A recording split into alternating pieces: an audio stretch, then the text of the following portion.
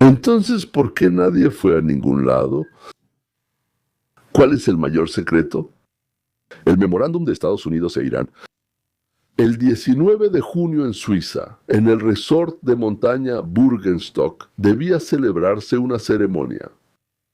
Las delegaciones de Estados Unidos e Irán debían firmar un documento que pondría fin a la guerra en Medio Oriente.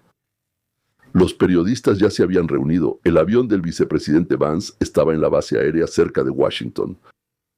El personal, como se dice, estaba calentando los motores. Y nadie iba a ningún lado. No voló. ¿La razón oficial?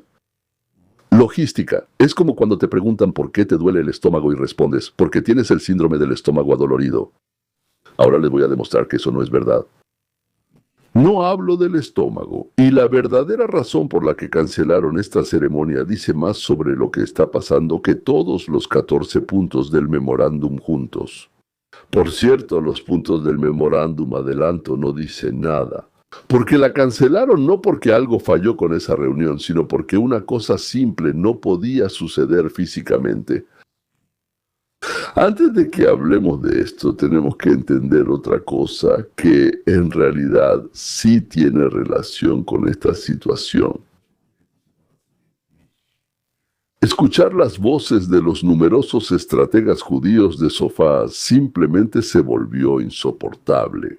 Estoy obligado a hacerles una pregunta que es muy útil para que todos la entendamos, y esto ayudará a comprender lo que sigue. Es precisamente en ese momento cuando la comprensión es absolutamente necesaria para, bueno, al menos analizar con lógica lo que está sucediendo. Hay que entender qué pasará con Israel si Estados Unidos se niega a proporcionarle armas y deja de ser, como se dice, su amigo y protector.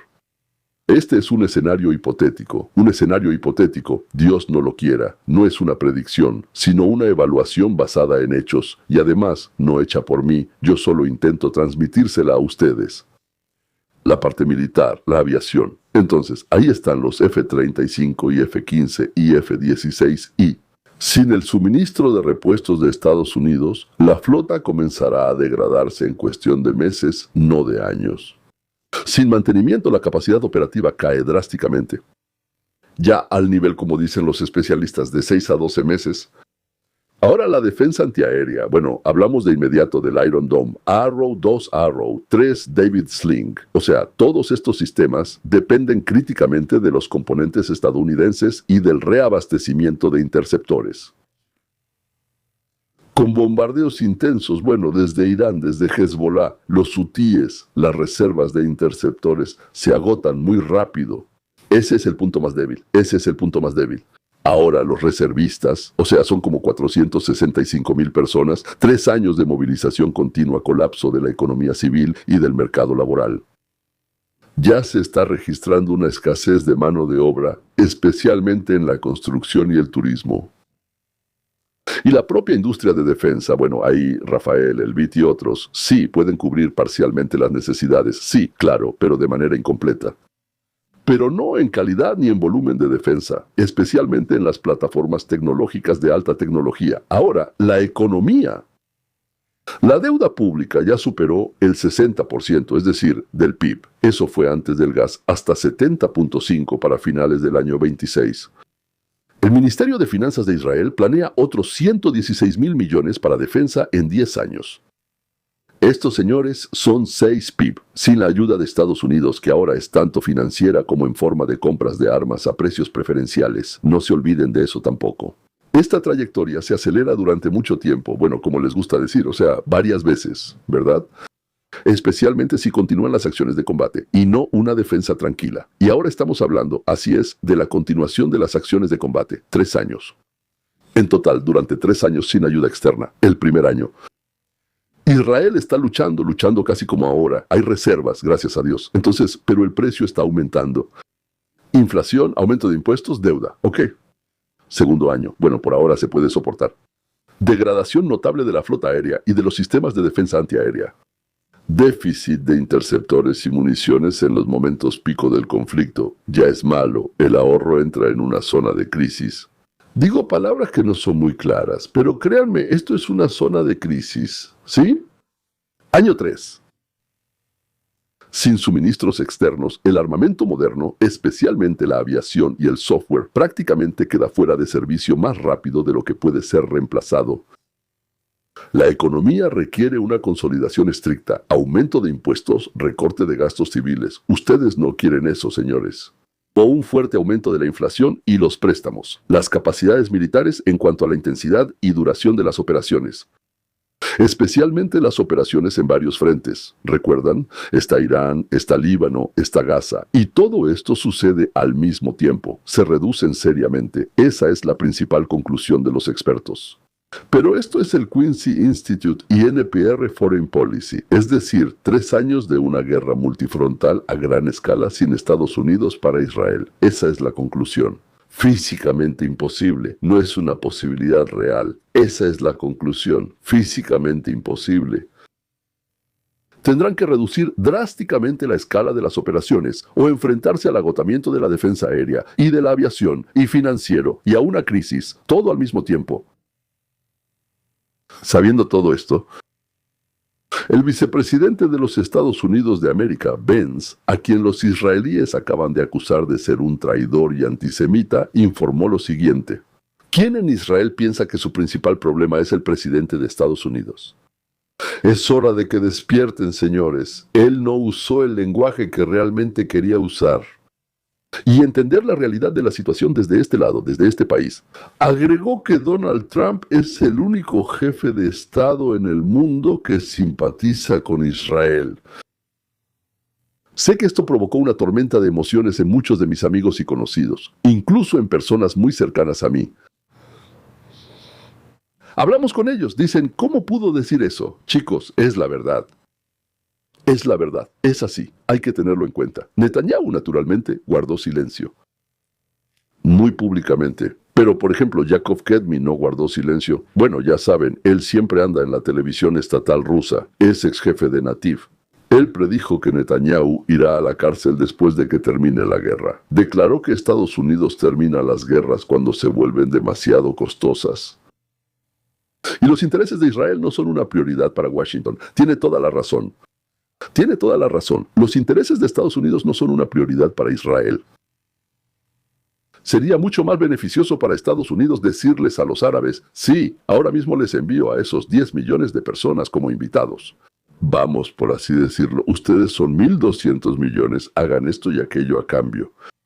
Entonces, el senador demócrata de Estados Unidos, Mark Warren, no se puede presentar esto como una victoria de Washington. El senador demócrata Richard Blumenthal, notaron, ¿verdad?, de qué nacionalidad es él. Llamó al acuerdo una rendición incondicional de Estados Unidos. Esta cita se está difundiendo activamente ahora en Runet como prueba de la debilidad de Trump. Bueno, espero que ya sepan que lo que dicen los demócratas sobre Trump hay que dividirlo entre 1157 y 1157.4 para que haya más pruebas. Al menos acercarse a alguna verdad. Normalmente aquí es una mentira absoluta y desenfrenada. Ni siquiera se preocupan porque parezca verdad. Ahora tengo una pregunta para ustedes. ¿Ustedes creen que el análisis que les di basado en los datos israelíes es desconocido para los ministros del gobierno israelí? ¿Y si lo saben? Y dicen que no necesitan a Estados Unidos, que Estados Unidos solo estorba, que bueno, o están completamente locos. Correcto, ¿verdad? O están mintiendo. O tal vez estén mintiendo. Por cierto, yo sí considero totalmente posible que estén locos, y estoy completamente seguro de que mienten sin parar. No solo sobre este tema, en general, ¿sí? ¿Cómo saber si un ministro del gobierno israelí, o un ministro del gobierno estadounidense, o un ministro del gobierno francés está mintiendo? Abrió la boca. Y de inmediato quedó claro que está mintiendo. Espero sinceramente que les quede claro que no deben escuchar a los miembros del gabinete del gobierno israelí como si fueran los guardianes y portadores de la verdad absoluta.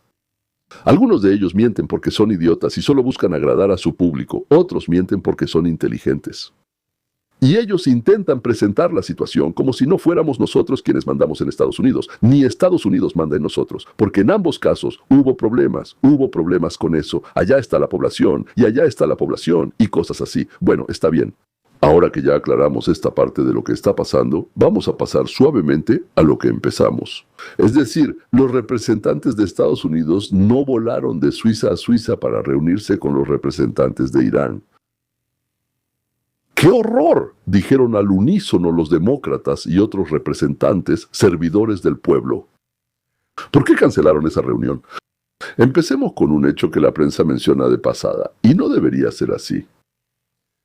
El memorándum ya está firmado. El presidente Trump y el presidente de Irán, Pezeshkian, lo firmaron a distancia en la noche del 17 de junio. Es decir, cada uno de ellos lo firmó. Ahí, ¿cómo se dice? Y luego intercambiaron los documentos, ¿sí? Cada uno por separado, de su lado. El documento entró en vigor inmediatamente después de la firma. La Marina de los Estados Unidos ya levantó el bloqueo naval de los puertos iraníes. Teherán ya empezó a permitir el paso de barcos comerciales por el estrecho de Hormuz. Todo eso ya sucedió. Entonces surge la pregunta, ¿para qué fue necesaria esa ceremonia en Suiza? Si ya están las firmas, el bloqueo se levantó, los barcos están pasando por el norte, ¿qué estaban planeando hacer frente a las cámaras en Bürgenstock? Y aquí es donde empieza lo más interesante. Porque la ceremonia no son las firmas ya están, la ceremonia es la imagen. Dos personas están de pie juntas o sentadas juntas, sonríen, se dan la mano, se giran hacia los periodistas y responden preguntas, juntos, en una misma sala, bajo los mismos reflectores. Y eso es precisamente lo que no podía pasar. ¿Entiendes? No fue que no quisieran ni que se pelearan, simplemente no podía pasar. ¿Por qué? Porque aquí está mi tesis principal para hoy. Ténganla en mente. Y en los próximos 20 minutos, ambas partes van a vender en sus países dos versiones completamente opuestas de lo que sucedió. Dos historias incompatibles. Y en una sola conferencia de prensa conjunta, eso es imposible de hacer. Imaginen la escena. Un periodista pregunta, señor presidente, o bueno, señor vicepresidente, ¿esto es una victoria? Y Vance dice, esto es una rendición incondicional de Irán. Hecho, Trump realmente pronunció esas palabras en una entrevista. Y junto a Vance está el representante de Irán. ¿Quién es? Pezeshkian. Y habrá otra persona que tendrá que volverse hacia las cámaras iraníes. Bueno, a nivel mundial, me refiero así de mundial. Ellos estarán también en Irán. O sea, mostrarlo en la televisión y mostrárselo a su gente. Exactamente lo contrario. Resistimos, impusimos las condiciones. Los estadounidenses vinieron arrastrándose a negociar con nosotros. A este le ganamos. A este ellos vinieron arrastrándose. Bueno, ¿cómo es posible en una misma sala? Dos personas no pueden decir al mismo tiempo, yo te vencí, y el otro, no, yo te vencí a ti, parados hombro con hombro y sonriendo. La obra se desmorona. Por eso, la única salida es separarlos en habitaciones separadas. Que cada uno responda a los periodistas por separado. Y que venda su versión a su propia audiencia, sin mirar a los ojos de la persona que en su casa está contando exactamente lo contrario. De eso se trataba el acuerdo. Y sobre el texto ya estaba listo desde hace tiempo, sobre la imagen. Y por eso no se podía volar, por eso nadie voló. Y ahora lo que vale la pena detenerse y pensar. Las últimas negociaciones justo antes de la firma no trataban casi sobre el programa nuclear, no sobre las sanciones, no sobre el petróleo, trataban de esto. ¿Cómo escribir el texto de tal manera que ambas partes pudieran decirle a su pueblo, fuimos nosotros quienes ganamos? Piénsenlo. Diplomáticos de dos países enemigos se sentaron juntos y redactaron un documento diseñado específicamente para que pudiera interpretarse de dos maneras opuestas. Eso no es un error, como se dice, ¿verdad? Miren, hay vacíos en su tratado. Esa era la tarea principal de las negociaciones. Y ahora les voy a explicar por qué no se podía hacer de otra manera, ni para Irán ni para Estados Unidos. Ninguna de las partes podía detener la guerra sin declarar la victoria. Ninguna. Y aquí está el porqué. Porque Irán no podía no ganar, imagínense. Entonces, aquí está el liderazgo iraní. 4 meses de guerra. Ataques a objetivos militares, a la infraestructura. Ahora hay que detenerse. ¿Cómo explicarle a nuestra propia gente que no nos vengamos, que no golpeamos, que no derrotamos y que así lo dejamos todo, verdad? Ellos, como quien dice, nos golpean en la cara y nosotros sonreímos. ¿Cómo explicarles a las fuerzas de seguridad, a la Guardia Revolucionaria, a quienes construyeron toda la ideología del régimen sobre la resistencia a Estados Unidos? Y aquí, como quien dice, nos partieron la cara. Y después no está claro qué hacer, porque parece que nos estamos rindiendo. No. Decir que perdimos, que nos rendimos, para el régimen iraní es un suicidio, es el fin de la legitimidad. Dentro del país hay fuerzas para las que cualquier concesión a Washington es una traición. 40 años de retórica. Estas fuerzas no permitirán que el liderazgo simplemente capitule. Bueno, que les corten la cabeza es lo mejor que les puede pasar. Entonces, el liderazgo iraní necesita un texto. Entonces, la posibilidad de repetirlo diariamente, cada hora, cada segundo, resistimos. Obligamos al gigante de América a levantar el bloqueo. Abrimos el estrecho en nuestros términos. El uranio se queda con nosotros. A Irán no lo necesitamos para nada. Irán se queda con nosotros. Y atención, esto realmente está en el texto. El uranio no se lleva a ningún lado. No lo destruyen. Se queda dentro de Irán. Y el enriquecimiento está congelado al nivel actual, pero nadie revierte los avances existentes. Lo máximo de lo que se habla, eso es lo que nos dijeron. La dilución del uranio se realiza en el lugar, en territorio iraní, bajo el control de la OIEA. Es como la opción mínima que aún está por acordarse en el futuro. Señores, esto no es un acuerdo. Nadie ha aceptado esto todavía. Esto es tomarle el pelo a un tonto, a 4 manos. Usted antes. El que estaba sentado antes, usted. En 60 días ahora mismo, pero no nos rendiremos. Es decir, los iraníes recibieron exactamente el texto que les permite decir en casa, ¿ven? El uranio es nuestro, Irán es nuestro, el uranio es nuestro, el control es nuestro, no nos rendimos. ¿Y por qué? Trump lo dijo, tenía que decirlo, estaba obligado a decir que ganamos. Ahora es prácticamente el otro lado del espejo. En la administración de Trump tienen exactamente el mismo problema en casa, solo que el suyo propio. 4 meses de operación militar, un dineral. ¿Riesgo? ¿Riesgo? Sí. Y salió bien. Murieron menos soldados de los que normalmente mueren en tiempos de paz. Ahora hay que justificarlo tanto por la izquierda como por la derecha. A la derecha están los halcones, los partidarios de la línea dura. Para ellos cualquier trato con Teherán es una muestra de debilidad. Y la debilidad, no podemos ser débiles, hay que demostrarles eso. Nosotros los saqueamos a Irán. Ellos, los iraníes, se arrastraron. Eso es una capitulación. Hay que mostrarlo, contarlo, gritarlo, para que todos lo sepan. Incluso los iraníes, ellos capitularon. Y a la izquierda están los que siempre estuvieron en contra de la guerra. Los que preguntan, ¿para qué nos metimos ahí? A ambas audiencias Trump debe dar una sola respuesta. Victoria. Por eso ella lo llama el memorándum de rendición incondicional. Por cierto, me pregunto si esto lo traducen al persa, al farsi, o tal vez no lo traducen, o lo traducen de una manera completamente diferente. Por eso dice que Estados Unidos derrotó completamente al enemigo por la vía militar. Por la vía militar. Por eso, cuando un periodista le pregunta si entendió que su poder tiene límites, él responde: ¿qué límites? América no tiene ningún límite. Y él no puede actuar de otra manera, no puede. Exactamente igual los iraníes. Pero no pueden decirles a los suyos, perdimos. Trump no puede decir, hemos vuelto al punto de partida. Y de hecho, parte de la prensa lo escribe exactamente así. Y aquí viene la primera de las promesas que les haré hoy. En unos minutos les mostraré lo que en realidad escribe la prensa británica y de Oriente Medio sobre quién venció a quién. Y una de las respuestas los va a sorprender, porque es completamente opuesta a lo que dice Trump. Pero primero terminemos con lo principal, ¿de acuerdo? El puño blindado, ya saben, y cosas por el estilo. Eso es.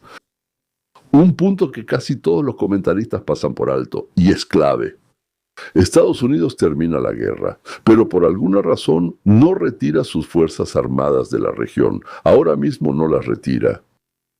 Según el texto del memorándum, las tropas se retiran solo 30 días después de la firma del acuerdo final. No de este memorándum, no, del acuerdo final. el cual, bueno, puede que ni siquiera exista todavía. Por ejemplo, Corea del Norte y Corea del Sur aún no han firmado un tratado. Ellos firmaron algo así como un memorándum y nada más. Es decir, los barcos estadounidenses permanecen en el mar Arábigo, la maquinaria militar sigue en su lugar y no se mueve a ningún lado. O sea, el tren blindado está en reserva. ¿Qué significa eso en lenguaje humano? En el memorándum está escrito de manera muy bonita. Cese total y permanente de las acciones militares en todos los frentes. Pero no retiran el puño blindado. Está escrito paz, pero el puño sigue levantado, y seguirá así hasta que firmen algo más. ¿Y qué no está claro? Recuerden esta imagen, recuerden el puño que no se abre. Lo vamos a necesitar ahora, cuando analicemos el mayor secreto de todo este documento, y el mayor secreto está en sus vacíos. Sí, hay vacíos que fueron hechos a propósito. La prensa les dice, el memorándum se hizo a la carrera, con prisas. Por eso está crudo y es contradictorio. Pero yo afirmo lo contrario. Yo afirmo que fue elaborado con mucho cuidado por ambas partes, precisamente para que ambas partes tuvieran salidas disponibles. Analicemos estas salidas, por así decirlo, una por una. Primera salida, contradicciones dentro del texto. Primer punto, el primero habla de un alto al fuego permanente. Pero, al mismo tiempo, todo el documento está construido en torno a un plazo de 60 días de negociaciones permanente. Y 60 días, al final de los cuales algo va a suceder. Entonces, ¿es permanente o no? Eso es lógicamente incompatible. Los analistas ya lo han señalado. No se preocupe, no soy el único que lo dice. Un montón de analistas han señalado, por así decirlo con el dedo, cómo puede ser posible esto. Sí, la prensa lo explica por la prisa, y yo lo explico como algo deliberado. Permanente para quienes necesitan paz en casa, y 60 días para quienes necesitan la oportunidad de cambiarlo todo. Ese es el segundo agujero. Y lo más importante, no hay ningún mecanismo en caso de fracaso. Esto es importante, escuchen bien. En el memorándum no está escrito qué pasará si no llegan a un acuerdo. Bueno, ¿y qué pasará después? No hay un procedimiento de salida, no hay sanciones por el incumplimiento, no hay un mecanismo automático de activación. Las partes se comprometieron a firmar algún acuerdo definitivo en 60 días. Pero, ¿qué pasará si pasan los 60 días y no hay acuerdo? Silencio vacío. El texto no dice nada al respecto. Sí, ese es el tercer agujero. Se puede alargar el plazo, infinitamente. Los 60 días pueden ser extendidos por mutuo acuerdo de las partes. O sea, si ambas partes están de acuerdo, si quieren, las negociaciones pueden durar tanto como quieran. 1 año, 2, infinitamente. Mientras ambas partes fingen que están negociando formalmente, nadie está violando nada. ¿A quién le conviene esto? Tal vez a alguien, tal vez a ambos les convenga. Ahora junten estos 3 agujeros y vean qué estructura llena de agujeros resulta. Imaginemos, Irán viola alguna condición, ¿sí? Bueno, seguro que la va a violar, ¿verdad? Sí, hace algo mal. Según la letra del documento, eso le da a Trump el derecho de responder con fuerza, aunque en ningún lado está escrito. Pero Trump dice, yo no voy a responder. Así de simple, no voy a responder y ya. Tengo el derecho, pero no voy a responder. Voy a continuar las negociaciones, porque soy muy bueno. Porque soy un pacificador, porque le doy una oportunidad a la paz. Aplausos. Y al revés, imaginemos que las negociaciones llegaron a un punto muerto. Trump dice, no funcionó, no cumplieron con sus obligaciones, y el puño, que no había abierto, vuelve a estar en acción. ¿Así o qué? ¿Entienden lo que significa esto? El documento ata a Irán más que a Trump. Porque Trump tiene la iniciativa militar en sus manos. Y el documento no tiene dientes. Todos esos plazos, puntos, formulaciones no atan la mano de Trump ni para un lado ni para el otro. Él puede alargarlo. Puede perdonar un incumplimiento. Puede declarar un fracaso. ¿Quién toma la decisión? Él la toma. La decisión siempre la toma él. Y ahora la segunda promesa. La última y es hoy. Ahora. En unos minutos les diré una palabra en la que está toda la respuesta. ¿Por qué este memorándum está escrito así? No es capitulación, ni paz, ni petróleo. Nada de eso, ¿verdad? Es otra palabra, otra. y no es tan corta como pensaron. Y cuando la escuchen, toda esta extraña construcción con huecos se convertirá en una imagen clara. Pero primero, lo prometido sobre la prensa. ¿Quién venció a quién? Les prometí mostrarles cómo la prensa responde a la pregunta de quién ganó. Miren qué variedad hay. Versión número 1. Rendición total de Irán. Esa es la postura de Trump y sus seguidores. Irán fue derrotado, se arrastró, se rindió. Versión número 2. Totalmente opuesta. Capitulación de Estados Unidos. Usted entiende que la guerra acaba de terminar. Bueno, temporalmente ya terminó. Y nadie entiende quién ganó. Es decir, se puede argumentar de un lado o del otro. O sea, cada uno de ustedes, cada uno de nosotros, cree que sabe quién ganó. Pero hay alguien que está absolutamente seguro de que sabe mejor. La publicación británica Unheard escribe: el acuerdo parece una rendición total de Washington. El argumento es simple. Irán solo prometió no crear armas nucleares, pero ya lo había dicho antes, incluso en el acuerdo de Obama, que el propio Trump rompió en pedazos en su momento. Es decir, dicen los británicos, ¿para qué fue la guerra si el resultado es la misma promesa que había antes de ella? Wow. Versión número 3. Esto es simplemente un regreso al status quo. Los medios internacionales en general lo describen como un regreso al punto de partida. Dicen que pelearon, hubo disparos, muertes y al final regresaron al mismo lugar de donde empezaron. La publicación Medusa, bueno, muchos dicen que es prácticamente estatal, por así decirlo, estatal ruso, lo formula de manera contundente. Lucharon durante 4 meses para regresar al mismo lugar donde estaban antes de la guerra. Así es, tal vez a mano, por eso es ruso estatal, o tal vez no, no lo sé. La versión de los expertos en Medio Oriente, Teherán dictó las condiciones. Wow. Experto en orientalista en Cabel Comerciant. ¿De nuevo? ¿Allá? ¿Sí? ¿Al otro lado? No, no al otro lado del océano. Señala que, si lees el texto literalmente, da la impresión de que Irán resistió la presión y que Estados Unidos vino a negociar en los términos del adversario. O sea, ¿podrías haber tomado este mismo acuerdo? Bueno, el memorándum de 14 puntos y leerlo de tal manera que pienses que Estados Unidos vino a negociar en los términos del adversario. O podrías leerlo de tal manera que Estados Unidos ganó completamente e Irán vino arrastrándose ante los estadounidenses para negociar. En mi opinión es maravilloso. Un documento maravilloso, ¿verdad? Unos dicen que Irán capituló, otros que capitularon los Estados Unidos y otros más que nadie capituló. Todo volvió al punto de partida. Y todos ellos leen el mismo texto. No es una coincidencia, esa es precisamente la ambigüedad que fue puesta ahí a propósito. El texto está escrito de tal manera que cada quien pueda ver en él su propia victoria. ¿Qué nos regresa a esa palabra que les prometí? La palabra clave. Aquí está esa palabra, pausa. No es paz, no es rendición, no es victoria, simplemente y llanamente una pausa, un descanso, un tiempo fuera.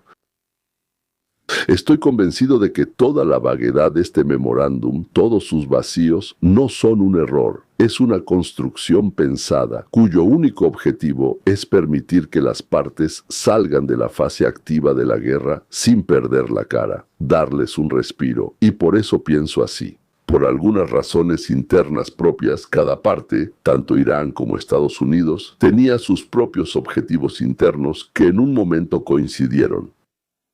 Ambos necesitaban detener las hostilidades y los líderes de ambos países empezaron a buscar una forma legal en la que pudieran presentar esta pausa para que no la sabotearan en casa. Porque esa es una idea fundamental. Cada parte tiene fuerzas internas que no permitirán firmar un acuerdo de paz normal y justo. Estas fuerzas van a interferir. Sin duda lo harán, tanto del lado estadounidense como del lado iraní. Por eso, los líderes tuvieron que redactar no un tratado de paz, sino un tratado lleno de vacíos. Un documento que parece lo suficientemente estricto para que los halcones locales no se rebelen, pero lo suficientemente flexible como para permitir avanzar silenciosamente hacia la normalización. Se meten en estas danzas extrañas. Ruedas de prensa separadas, conferencias, versiones paralelas, ceremonias canceladas. No porque se engañen entre ellos, sino porque cada uno engaña a los suyos. A aquellos que en casa no les permiten llegar a la paz. Además, los estadounidenses solo piensan en noviembre. No sabemos exactamente qué pasa por la cabeza del liderazgo iraní. Tal vez necesiten presionar a alguien, tal vez necesiten desarmar a alguien, tal vez algo más. No lo sabemos, ¿verdad? Pero sí entendemos lo que pasa por la cabeza de los estadounidenses. Ellos tienen en mente las elecciones de noviembre. Los 60 días desde la firma se cumplen a mediados de agosto, pero el plazo se puede extender. En ningún lado dice que no se puede, ¿verdad? Ahora imaginen las opciones que tiene Trump. La primera opción es retrasar. Extender las negociaciones de mutuo acuerdo, llevarlas mes tras mes, repitiendo todo este tiempo. Estamos trabajando, estamos cerca. ¿Cuánto tiempo llevamos trabajando? Nadie lo sabe. No importa. Lo principal es que haya un acuerdo histórico. Y aguantar hasta el momento en que la situación política interna en Estados Unidos cambie. Cambiará al día siguiente de las elecciones. La segunda opción es prometer. Mantener a la audiencia con la promesa de un gran acuerdo final que pronto se firmará y lo cambiará todo. Que ahora nada importa, nada. La tercera opción es anunciar en cualquier momento, hemos ganado. O sea, otra vez, él ya lo ha anunciado muchas veces, ¿no? Hemos ganado. ¿Sí? Porque el texto lo permite. El texto está escrito de tal manera que cada parte puede decir lo que quiera. Y esto es crucial. Es una conclusión lógica, no una predicción. Si algún día se firma un acuerdo final y real, si es que sucede, no digo cuándo, sí, en él podría estar escrito exactamente lo contrario de lo que dice el memorándum. ¿Por qué? Porque sí. Que nada. En el memorándum no hay nada que obligue a alguien a algo. Porque para ese momento la situación habrá cambiado. En Estados Unidos, después de noviembre, la situación será diferente. En Irán. ¿Quién sabe? La situación interna puede cambiar. Las relaciones entre Israel y sus adversarios pueden cambiar. La situación en el estrecho de Hormuz puede cambiar. El memorándum no fija un resultado, fija una pausa, hasta el momento en que la situación se aclare. Y aquí hay un detalle que por alguna razón casi nadie notó. En noviembre de 2026 no solo habrá elecciones en Estados Unidos, también habrá elecciones para la Knesset de Israel. Y ahí el memorándum ya provoca una reacción muy negativa entre quienes quieren deshacerse de Netanyahu. Todos dicen que esto es una derrota personal para Netanyahu. Eso es lo que está escrito allá. Sí, es decir, la lógica de noviembre funciona en espejo, al mismo tiempo en dos países. Recuerden esto, muy pronto volveremos a Israel. Porque el papel de Israel aquí es el más interesante. El liderazgo israelí está mostrando con todas sus fuerzas lo descontento que está. Netanyahu dejó claro que no tiene intención de detener la operación. Además, hay un informe de que fueron precisamente los ataques israelíes contra Hezbollah en contra del memorándum y el aumento de tensiones en el sur del Líbano, lo que finalmente arruinó la ceremonia suiza. Oficialmente la Casa Blanca no lo ha confirmado. La razón oficial siguió siendo la logística, pero la versión encaja perfectamente en el panorama general. Ahora miren al ala derecha del gobierno israelí, y aquí verifiqué los hechos especialmente para ustedes. Ben-Gvir, ya mencionado por mí, mi querido ministro de Seguridad Nacional, declaró directamente que Israel no permitirá que Estados Unidos e Irán lleguen a un acuerdo. Israel no lo permitirá. Ben-Gvirchik, eres mi hermano. Entonces mira, hay una persona así también se pronunció en contra. Ambos amenazan con salir de la coalición, no salen. Amenazan, no salen, y luego, bajo ciertas condiciones, seguro saldrán, pero no ahora. O sea, gritan fuerte, pero no se van del gobierno. Y esto de que gritan pero no se van es la clave. Si realmente creyeran que esto es capitulación, si fuera una catástrofe, se irían de inmediato. ¿Para qué ser miembros de un gobierno que capituló y que llevó a una catástrofe? Dios no lo quiera. Pero no se van. Habrían ganado puntos políticos antes de las elecciones de noviembre, pero se quedan. La pregunta es ¿por qué? La respuesta es que saben algo. saben algo, pero no lo dicen, como pez en el hielo, porque esa es mi versión. Algunos de ellos entienden que esto es un juego. Una obra de teatro, ¿verdad? Una pausa envuelta en retórica amenazante, y no quieren exponerse a eso, saliendo del gobierno justo antes de las elecciones. Bueno, no son idiotas después de todo, ¿verdad? Gritan para su electorado, al que consideran idiotas. Eso sí, pero siguen estando donde está el poder. Resulta que en Israel es exactamente el mismo panorama que en Estados Unidos y en Irán. El liderazgo sigue una línea, los halcones internos de Shah Eberrane. El liderazgo sigue una línea, los halcones internos fingen ser yo. Y todos juntos participan en una gran obra de teatro, donde las palabras ruidosas y las acciones reales están en diferentes niveles.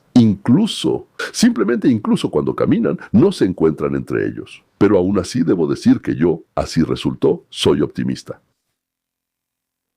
Entonces, personalmente toda esta historia me suena así. La dirección de Irán y Estados Unidos quieren salir de la guerra.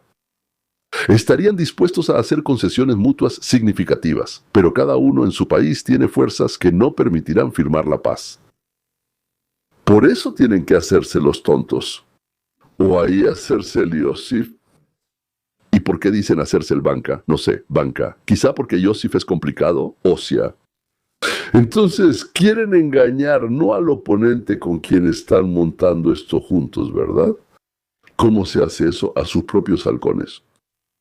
A aquellos que dentro de cada país bloquean el camino hacia la normalización. Por eso soy optimista, por extraño que parezca, ¿verdad? Porque en este panorama veo que el liderazgo de ambos países busca una solución pacífica.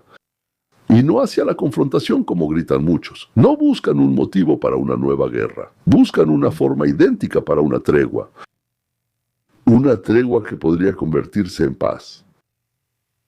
Ya cuando hablan los cañones, es muy difícil hablar, ¿verdad? De todos modos, seguirán disparando, pero no debe haber tanta intensidad. Y a juzgar por lo cuidadosamente que están hechos estos agujeros, ¿qué tan cuidadosamente está calculado este espectáculo? Son lo suficientemente inteligentes y están lo suficientemente motivados como para controlar a sus halcones internos y devolver a la región a una vida normal. El memorándum, que la prensa llama un fracaso y una chapuza, en realidad es una pequeña obra maestra de astucia diplomática, un documento que no fue escrito para derrotar a alguien, sino para darle una oportunidad a la paz, en silencio, bajo la cobertura de palabras rimbombantes sobre la victoria. Por eso nadie fue a Suiza, no porque algo se haya roto, sino porque a veces hay que esconder la paz detrás de las gallinas, para que aquellos que quieren la guerra no tengan tiempo de arruinarlo. Y bueno, antes de terminar, hablemos de él, de algunas reacciones recientes de las partes interesadas. Líder supremo. Entonces Mashtaba, ¿está vivo o no? Bueno, me refiero a si está en sus cabales, ¿sí? No lo sabemos, pero llegó un mensaje de que él, o alguien en su nombre, aprobó el memorándum, a pesar de las reservas. O sea, como que sí. Bueno, yo no. Pero sí. Ok, el presidente de Irán, o sea, Masoud Pezeshkian. Irán se compromete a no obtener armas nucleares. ¿Qué significa eso? Y la cuestión del programa nuclear. Y un acuerdo separado sobre 60 días de negociaciones. O sea, no vamos a querer obtener armas nucleares. Pero vamos a seguir hablando sobre el programa nuclear. Y terminamos todas las guerras y mantendremos la flota allí. Bueno, es una declaración del mismo nivel, ¿no? Entonces, hay una persona así, Jacob, o sea, Amidror, es ex asesor de Netanyahu. ¿Serio? Bueno, un político, una persona, por así decirlo, sí. Experto, no sé. New York Times, o sea, hizo una entrevista. Un maltrato en el que los estadounidenses pagan en efectivo y lo máximo que recibieron fue una carta de intenciones. ¿Entiendes qué es eso, no? Significa que pues los estadounidenses ya dieron algo así y los iraníes solo lo prometieron. Bueno, no está nada claro a qué se refiere, porque los estadounidenses definitivamente no pagan en efectivo. Entiendo que lo dice de manera indirecta, ¿verdad? Los estadounidenses en general no pagan con nada, y nada más. No retiran al ejército de ahí, no dan dinero, no cumplen con ninguna obligación, por así decirlo, todavía no liberan ningún dinero, ¿eh? A Irán, que por cierto es dinero iraní congelado, nada, nada. Y el propio memorándum es tan vago e incomprensible que hacer afirmaciones de ese tipo solo puede hacerse para ganar un poco de dinero uno mismo. El Canal 14, un medio cercano al Likud, el presentador, o sea, Magal, llamó perdedor a Trump. Kushner y Witkova, dos pinches judíos que vendieron a sus hermanos en Israel. Vayan, está bien. Bueno, nadie, excepto los israelíes, creo que ni siquiera los norcoreanos podrían hacer algo así. Vance lo llamó un canalla. Si realmente logró decir eso, o sea, si hay una posibilidad de que sea mentira, me sorprendería mucho si alguna vez pudiera entrar a los Estados Unidos de América. Soñaré, junto con la esposa de Vance, solo por hoy, o... Witkoff se dirigiría a Marco Rubio y le diría: detén esa mierda, en la frontera. Personalmente, yo no lo dejaría entrar. Y mi favorito, antes pensaba que solo estaba actuando, pero ahora entiendo que simplemente es un imbécil. El ministro de Seguridad Nacional, Itamar Ben-Gvir, llamó a Israel a ignorar el punto del acuerdo sobre Líbano. Bueno, está bien, ¿no? Y ahora recuerden, ¿qué significa? Hablábamos de la guerra de Israel en Medio Oriente, con todos los oponentes sin que Estados Unidos ayude. Y entenderán por qué digo que Ben-Gvir es o un idiota, o simplemente un completo idiota. Él debía hacer su papel en silencio, moviendo la cabeza, murmurando algo, estando inconforme, pero en vez de eso, grita como un cerdo medio degollado. Un cerdo kosher, por supuesto. Bueno, como dicen, ningún gobierno está libre de idiotas. Ahora sabemos quién es el idiota en el gobierno israelí. Si este análisis les ayudó, ver lo que realmente está pasando detrás de los titulares de los periódicos, hagan una cosa sencilla. Suscríbanse al canal, activen la campanita, denle like y escriban en los comentarios si están de acuerdo conmigo o no. Por cierto, yo leo y respondo. Si se han dado cuenta, yo respondo. No entro 2 o 3 veces ahí. Entro después de unas horas, reviso y respondo lo que hay. Así que, si escriben algo, revisen en las primeras 2 o 3 horas y respondan. Y escriban algo ahí. Entonces, más bien por así decirlo, lo leeré primero. Como este análisis lo va a ver más gente, entonces, si van a dar like, denle like. Y además, abrimos un canal en Instagram que se llama igual que este canal de YouTube, Leon Weinstein US. O sea, con letras latinas, Leon Weinstein US. Ahí subimos cosas cortas e interesantes, fragmentos de videos de otras personas con mis comentarios rápidos y algunos materiales de otras fuentes sobre otros temas que pueden interesarles. Eso es un complemento a lo que ya están viendo aquí. Suscríbanse también allá, por favor. Y un gran favor, por favor, piensen por ustedes mismos, es muy importante, y cuiden su cabeza. Nos vemos en el próximo episodio.